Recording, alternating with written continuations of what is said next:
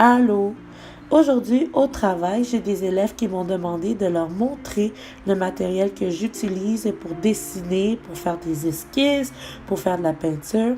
Alors, si vous voulez en apprendre davantage, je vous suggère de continuer le visionnement. Pour commencer à dessiner, c'est important d'avoir un cahier pour laisser ses traces ou tout simplement avoir des feuilles. Le premier cahier que je vous propose, c'est un cahier de type Moleskine.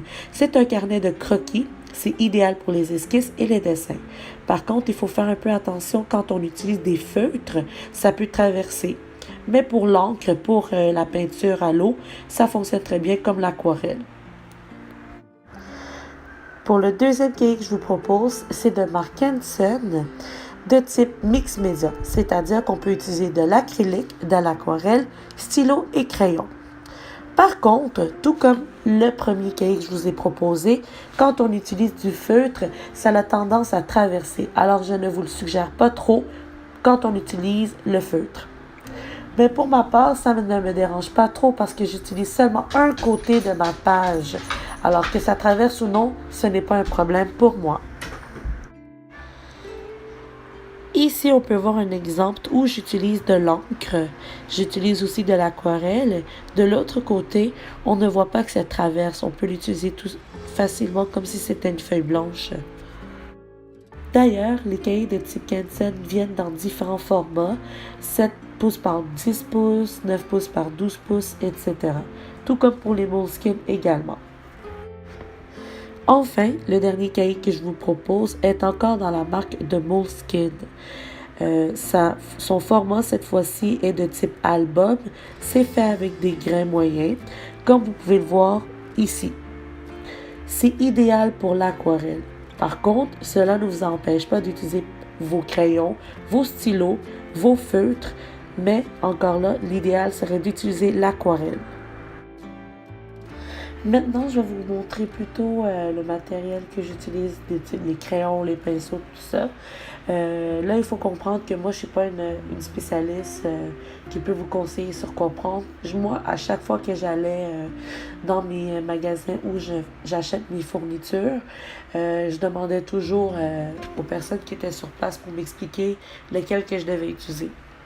En ce moment, ce que je vous montre, c'est le matériel pour lorsqu'on veut faire de l'aquarelle.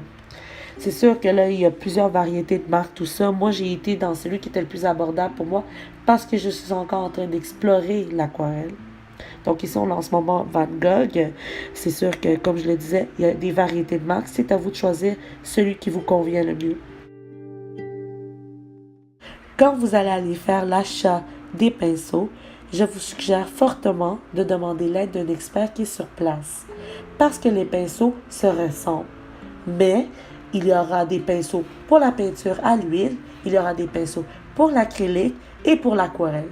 Donc, c'est préférable de demander l'avis d'un expert. Les deux pinceaux que je vous propose en ce moment, ce sont des pinceaux qui sont portatifs, c'est-à-dire que vous n'aurez pas besoin de contenant d'eau, puisqu'il y aura un compartiment d'eau pour chaque pinceau. Cela veut dire que vous pourrez faire de l'aquarelle sans nécessairement traîner avec vous des contenants d'eau. Plutôt pratique. On appelle ces pinceaux kuritake. Ici, je vous propose un autre médium qui serait des crayons à l'encre. Par contre, pour qu'ils fonctionnent correctement, il faut les activer avec de l'eau, comme suit. J'aime bien utiliser ces crayons quand je vais ajouter, par exemple, du fard à joie à mes personnages. Parce que c'est un peu plus facile aussi de contrôler un crayon qu'un pinceau. On pourrait par exemple l'appliquer directement sur une feuille, puis ensuite prendre un pinceau, puis juste diluer, puis l'encre va apparaître. Pour les crayons de couleur, je vous suggère ceux de la marque Faber-Castell de type Polychromos. Ce sont des crayons de couleur pour les artistes. La qualité vient avec le prix également. Je les aime bien parce que la pigmentation est excellente, les couleurs sont vives, mais aussi l'adhérence est excellente sur la feuille. Évidemment, il existe des marques de concurrence, mais moi, c'est ceux que je préfère.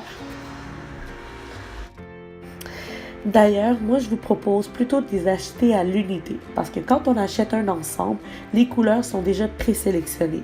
Il se peut qu'il y a des couleurs que vous n'allez pas utiliser et c'est dommage qu'on paie pour cela. Alors, allez-y à l'unité. Pour ce qui est des marqueurs ou feutres, j'aime bien ceux de la marque Copic Ciao. Ce sont des marqueurs à base d'alcool, donc on peut bien mélanger les couleurs. C'est ce qu'on appelle communément blending.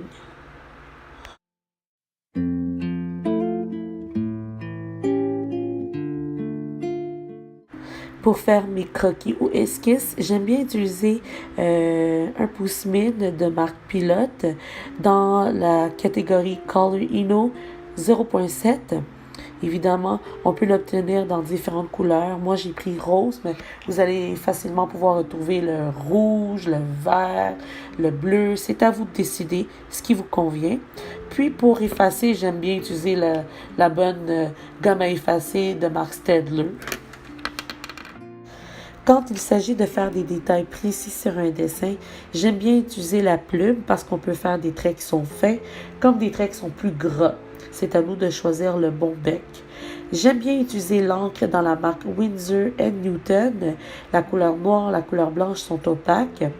Et c'est idéal pour moi, par exemple, lorsque je fais les cils, quand je fais les pupilles, les reflets sur les yeux, c'est parfait pour moi.